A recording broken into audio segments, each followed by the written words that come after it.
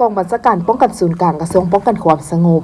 ได้จัดตั้งเผยแพร่เสื่อมซึมเอกสารบัตรเลือกตั้งสมาชิกสภาแห่งชาติสุดที่10และสมาชิกสภาประชาชนขันแข่งสุดที่5ในวันที่4กุมภาพันธ์2026เป็นประธานและเผยแพร่โดยพันเอกสุนพิงค์สินทวรห้องหัวหน้ากองบัญชาการป้องกันศูนย์กลางมีคณะพักคณะนำกองบัญชาการห้องพเนกกองพัน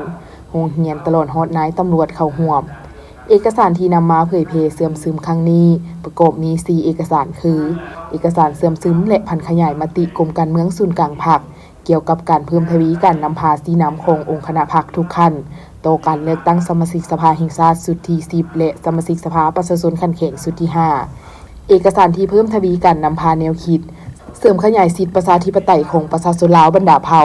เพื่อการเลือกตั้งสมาชิกสภาแห่งชาติสุดที่10และสมาชิกสภาประชาชนขันแข่งสุดที่5เอกสารกำเนิดเงื่อนในสำคัญของกฎหมายว่าด้วยการเลือกตั้งสมาชิกสภาแห่งชาติและสภาประชาชนขันแข่งและเอกสารเสื่อมซึมและจัดตั้งปฏิบัติเพนดำเนินงานของคณะกรรมการเลือกตั้งระดับชาติ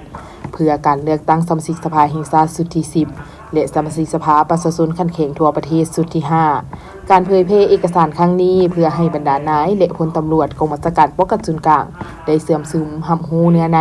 กลไกรูปแบบและวิธีการจัดตั้งปฏิบัติการเลือกตั้งสมาชิกสภาแห่งชาติสุดที่10และสมาชิกสภาประชาชนขันแข่งสุดที่5ให้บรรลุตาม4ขั้นหมายใหญ่คือ